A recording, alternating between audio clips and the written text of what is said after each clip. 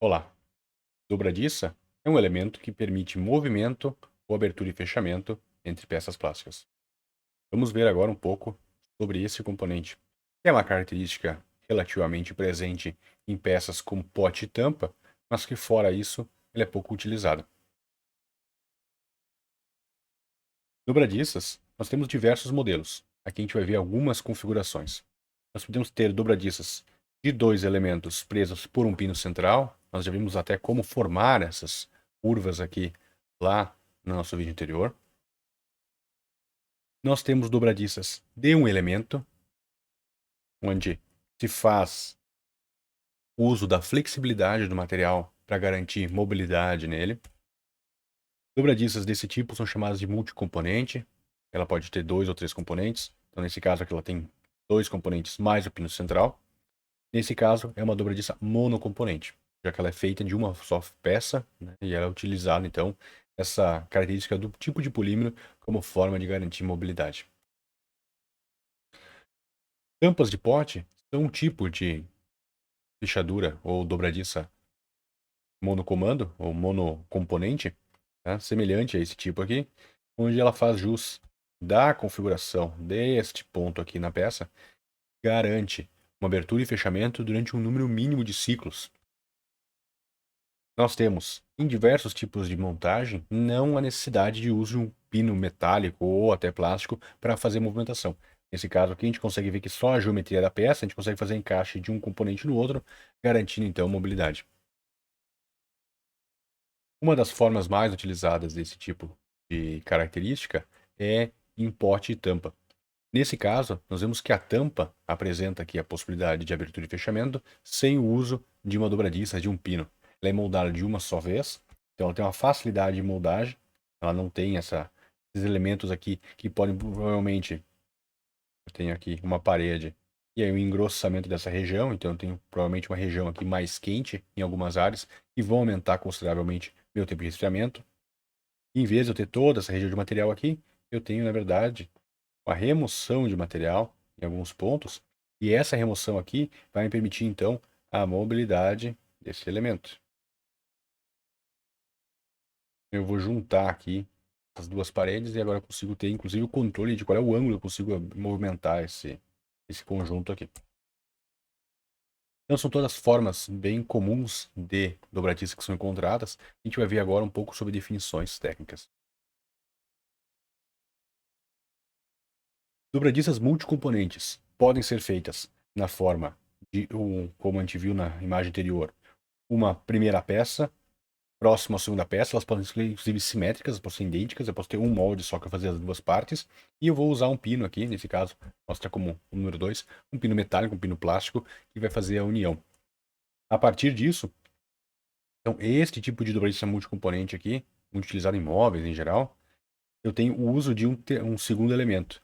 Porém, eu tenho, nesse tipo de configuração aqui, muito usado em caixas de ferramenta, embalagens grandes, potes que têm a necessidade de abertura aqui, muitas vezes até esse caso também, mas eu tenho que resistir a umas certas movimentações, pressão, força, e tem uma resistência mecânica um pouco mais elevada, então é bem comum aqui. Nesse caso, eu consigo encaixar esse pino injetado em um só componente, dentro dessas casinhas aqui injetadas também. Eu vou, inclusive, fazer a desmontagem facilitada desse tipo de tampa, no caso de uma movimentação. Dobradiças multicomponentes, então, são muito utilizadas em algum tipo de peças específicas, né? E o outro tipo de dobradiça é o dobradiça monocomponente, que é muito utilizado nos potes na tampa de pote de shampoo, de condimentos. Então, é um tipo de tampa bem específico que utiliza. A regra é que esse tipo de tampa só pode ser feito de um tipo de polímero, que é o polipropileno. Só o PP tem um nível de flexibilidade que permite não só a movimentação, mas que a movimentação permaneça durante muitos ciclos. O maior problema desse tipo de conjunto é que durante a movimentação eu posso acabar alinhando as cadeias em um sentido e reduzir a resistência mecânica. E conforme eu aumento o número de ciclos de flexão, a resistência mecânica cai drasticamente, em 2 ou 3 ciclos ela se rompe. O PP, feito corretamente, o projeto desse tipo de montagem aqui, desse tipo de característica, vai garantir que eu tenha no mínimo 1000 a 10.000 ciclos de movimentação. E nós temos então? Nós temos o conjunto pote e o conjunto tampa, eles são ligados por uma área muito pequena, né? E o que a gente sempre espera? Que eu não tenha uma curvatura excessiva desse componente. Em geral, a gente aumenta aqui a área de mobilidade, tá? Então, essa área de mobilidade aqui eu posso desenhar ela melhor.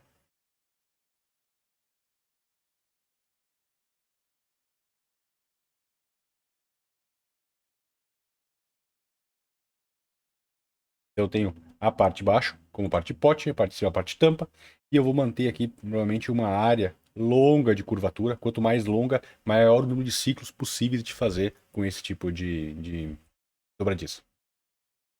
Uma dobradiça bem comum, ela é bem específica para um tipo de produto, e ela tem, em geral, garantir algumas recomendações aqui de projeto.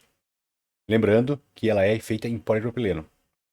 Nós utilizamos a distância entre pote e tampa de 1 a 1,5 milímetros. Então a gente vai garantir aqui um raio de curvatura suficiente para que quando eu faça essa união aqui eu tenha uma mobilidade grande, eu não faça uma curvatura muito apertada, um raio muito apertado, isso vai levar à quebra prematura. Eu vou ter que trabalhar com uma espessura de 0,25 a 0,5 milímetros. E além disso, eu não vou fazer com que esse componente seja próximo da superfície que vai fazer o fechamento. Então, eu vou fazer um recesso aqui, eu vou rebaixar ela também em torno de 0,2 milímetros. Cumpridas essas exigências e feito um processamento durante a injeção adequado, com um polímero de boa qualidade, evitando contaminações, porque qualquer contaminação que aparecer nesse lado aqui, nessa região, vai reduzir bastante a vida útil do produto. Além disso, eu tenho, obviamente, um dificultador de preenchimento, já que o fluxo de material que vai vindo por aqui vai ter que ser concentrado em um ponto muito pequeno e depois disso ele vai voltar a expandir. Então eu tenho um aquecimento dessa região, uma parte das vezes. Se eu não tiver a temperatura adequada de molde, eu posso ter um resfriamento prematuro e dificultar ou completar o preenchimento da tampa. Se esse molde estiver muito quente, eu vou ter um aquecimento excessivo aqui, o material pode eventualmente degradar, inclusive, nesse ponto, depende do nível de restrição que eu tenha.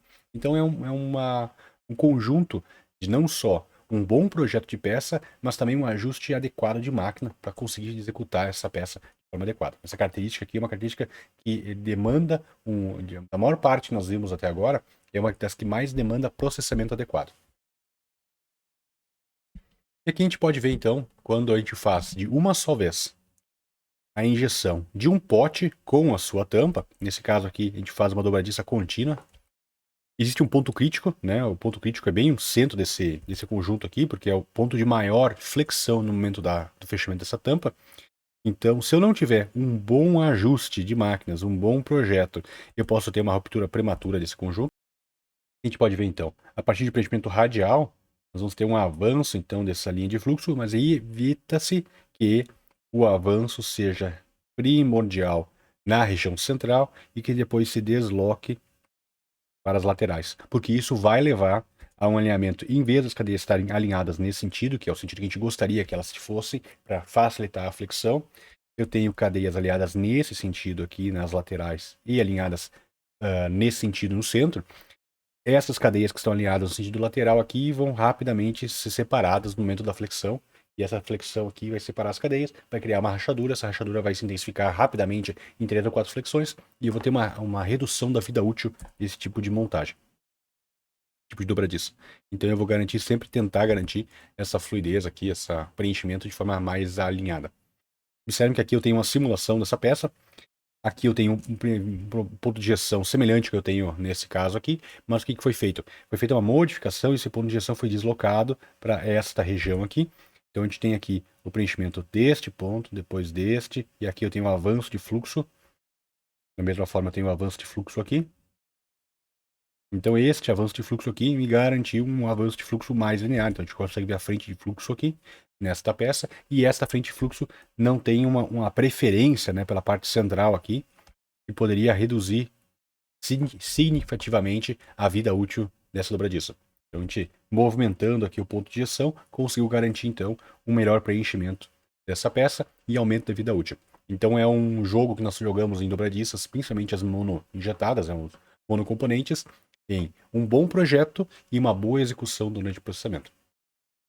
ficamos para o próximo vídeo.